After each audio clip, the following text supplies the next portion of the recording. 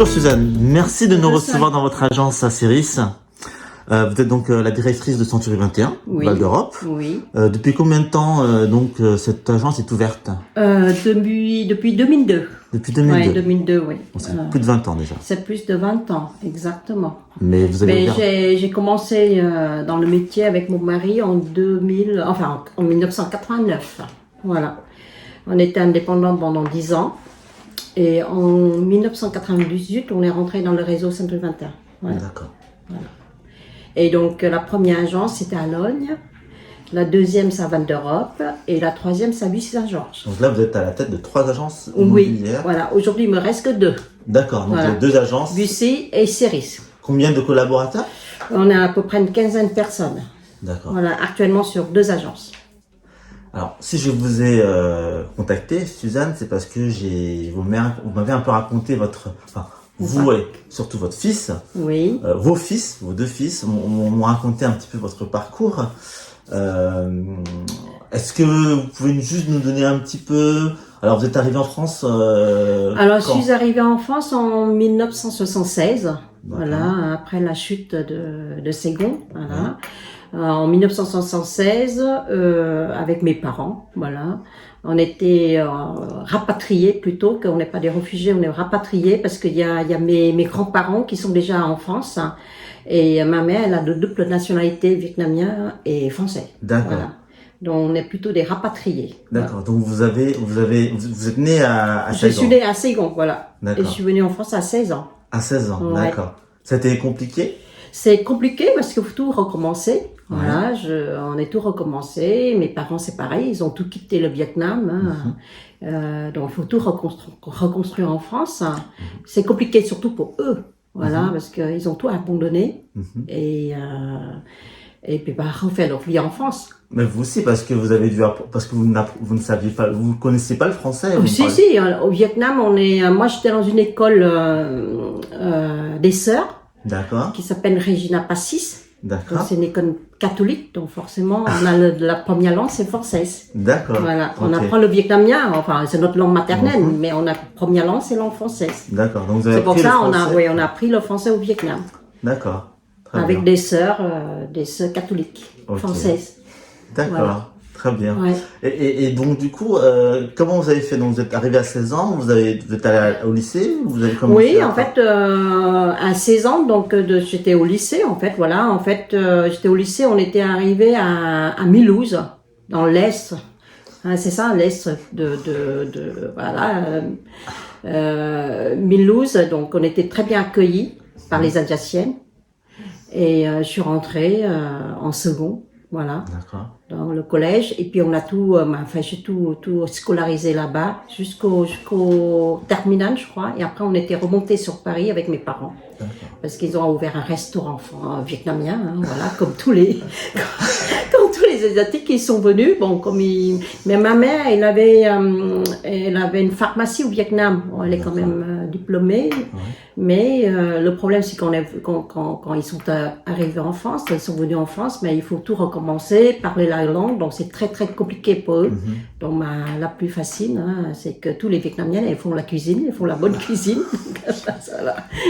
Voilà, donc ils ont ouvert un restaurant à Senlis, à côté Chantilly, dans l'Oise, et on a commencé notre vie, nouvelle vie, dans l'Oise, voilà. Et vous avez fait quoi comme études, Suzanne, alors moi, qu'est-ce que j'ai fait comme d'études? Donc j'avais un BTS de comptabilité. D'accord. Et après le BTS, comme il faut vivre, il faut aider les parents, donc je vais travailler à Crédit Agricole, voilà, pendant 5 ans, je crois. Et après, j'ai rencontré mon mari. Et lui, bon, il n'y a pas de problème pour lui, il a tellement de diplômes. donc il voulait être indépendant à son compte, parce que lui, avant, il travaillait à la banque dans différents domaines. Et un jour, il me dit, Suzanne, j'ai envie d'être indépendant. Voilà, donc c'est ça, cette première aventure, c'est l'agence de Logne. Voilà. D'accord. Ok, donc vous avez lancé votre agence immobilière. Exactement, à Logne. D'accord. En 98. 98. Ouais. Après, il y a eu un drame dans votre vie, parce que vous perdez votre mari. Oui, j'ai perdu mon mari en 2009, malheureusement. Ouais. Voilà, donc il m'a quitté brutalement. Voilà. Donc j'ai récupéré, donc du coup je suis obligée de gérer les 3 agences tout seul après, tout seul. C'était un peu comme ça fait 20 ans je travaille avec lui, donc au niveau du travail je connais, il n'y a pas trop de problèmes particulier. Mais après, tout seul avec 3 agents, avec le personnel, c'est plus compliqué. Et avec 2 fils. Avec 2 garçons, voilà. J'ai 2 garçons, oui, je peux vous dire, j'ai 2 garçons. Ils sont grands maintenant, 28 ans et 24 ans. Mais à l'époque, ils étaient jeunes. Il avait 16 ans et Guillaume, il avait 12 ans. Voilà. Donc, et c'est un peu compliqué pour moi, mais comme il faut tout gérer. C'était compliqué quand même. Oui, c'était compliqué. Il faut gérer les 3 agences avec les personnels et puis les 2 garçons, ils sont quand même jeunes. Mais je pense qu'ils étaient conscients de la situation. Donc, et donc là, vous êtes donc à la tête de cette agence-là. Qu'est-ce qui a changé dans votre métier? Qu'est-ce qui a changé? Oui. Mais l'Internet. C'est vrai?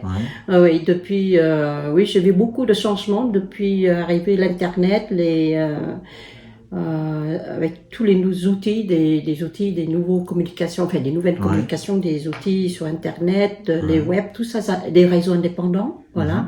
Il y a beaucoup de choses qui ont changé dans la profession. Et quel est votre secret pour tenir aussi longtemps? Il n'y a pas de secret, c'est le travail. Ah, donc c'est un secret, ça. Oui, c'est un secret, ouais. Oh, je pense que j'ai une force de travail. J'ai envie d'être autonome comme femme, comme toutes les femmes. Bon, peut-être c'est ce qui me concerne. Je vais être autonome, indépendant financièrement et voilà. Et puis travailler dans la transparence. Combien d'heures par jour? Il n'y a pas d'heure. Honnêtement, je peux pas vous dire que j'ai d'heures. Non, j'ai pas d'heure, voilà. C'est l'histoire de votre famille, le parcours de votre famille qui vous a donné cette force de travail, cette résistance, et puis également le décès de votre mari. Oui, je pense, parce que j'ai ma mère qui, en fait, toute la famille de côté de ma mère sont des travailleurs, en fait. Bon, plutôt, ce sont des intellectuels, hein. Ils sont beaucoup. Ils sont médecins, enfin, ils sont dans la profession libérale, voilà. Mais c'est vrai que cette génération, ils ont une force de travail.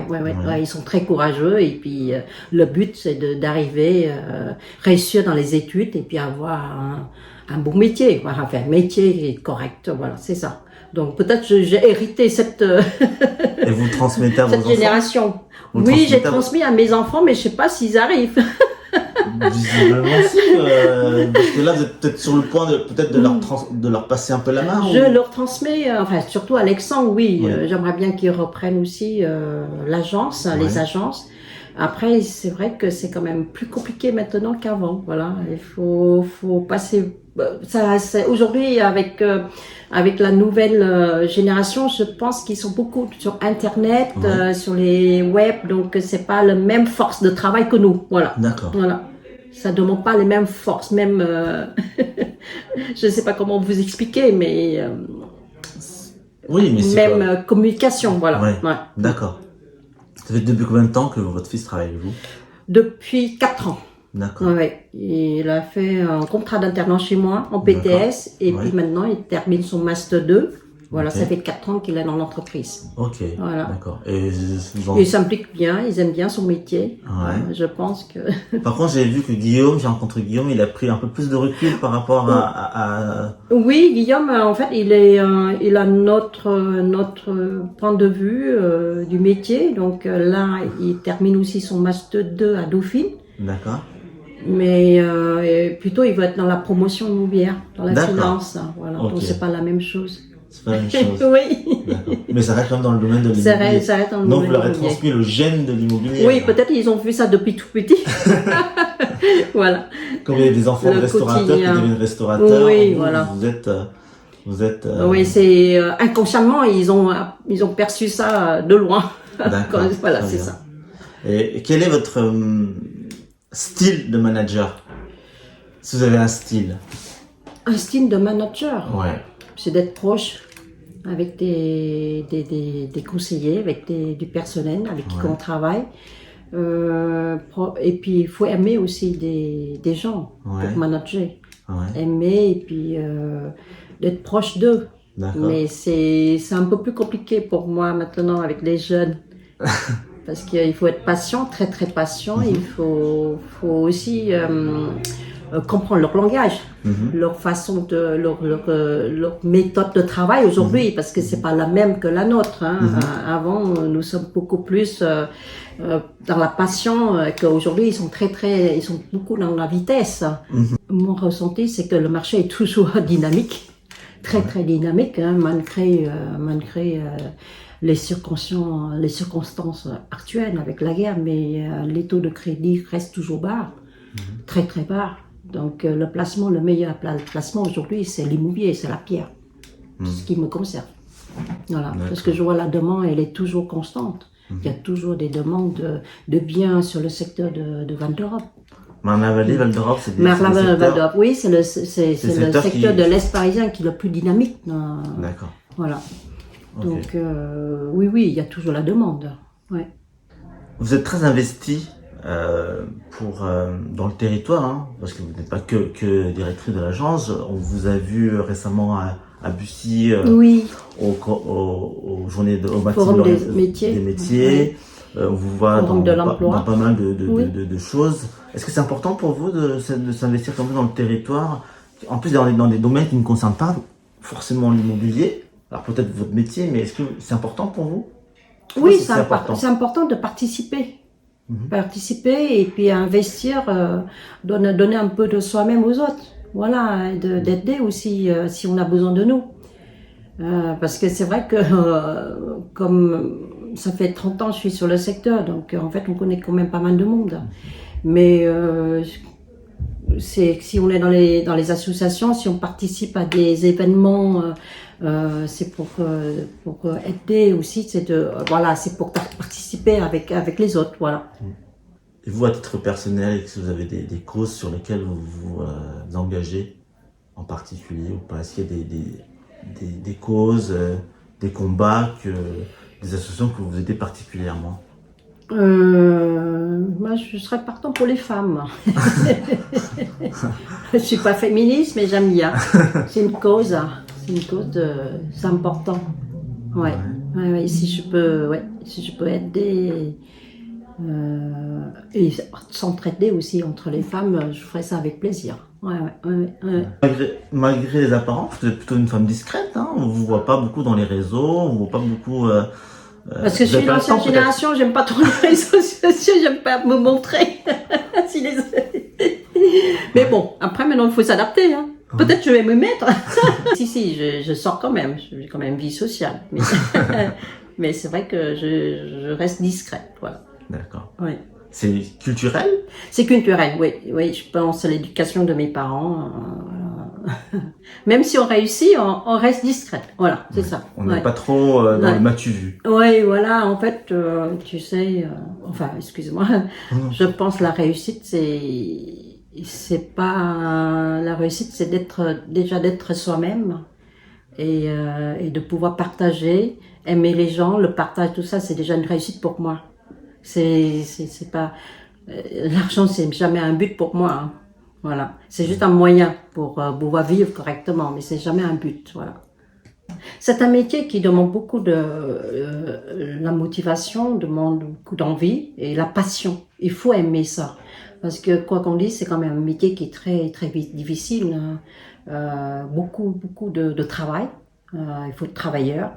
Faut aussi beaucoup de volonté, de l'audace aussi. C'est comme ça. Le métier exige c'est toutes ces qualités pour pouvoir réussir et continuer longtemps dans le métier. Voilà.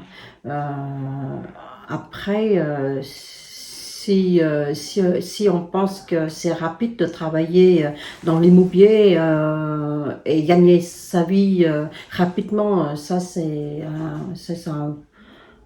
pas une bonne vision. Voilà. Pour moi, c'est une fausse vision du métier de l'immobilier. C'est l'endurance dans le métier, l'endurance. Et aujourd'hui, de plus en plus, on demande beaucoup de formation. Il faut être professionnaliste, voilà. Il faut avoir des formations. Ce n'est plus comme il y a 30 ans, on fait le métier parce que, voilà, on lance dans l'immobilier. Aujourd'hui, il y a beaucoup de lois, beaucoup de nouvelles règles. Donc, il faut être vraiment informé pour pouvoir conseiller les clients. Et je sais qu'aujourd'hui, il y a beaucoup de jeunes qui veulent travailler dans l'immobilier parce qu'avec le développement des réseaux sociaux, tous les jours, j'ai vu des jeunes qui veulent travailler dans l'immobilier. Mais il faut qu'ils sachent une chose, c'est que dans n'importe quel secteur, n'importe quel métier, pour réussir, il faut se donner beaucoup. Voilà, le travail. Ouais, faut être courageux. Faut pas avoir peur du travail. Voilà, faut pas compter des heures non plus. Mais je pense dans n'importe quel métier, même pour faire des études, des bonnes études aussi, il faut se donner. Voilà. Donc voilà. Le conseil que je donnais, c'est faut être courageux.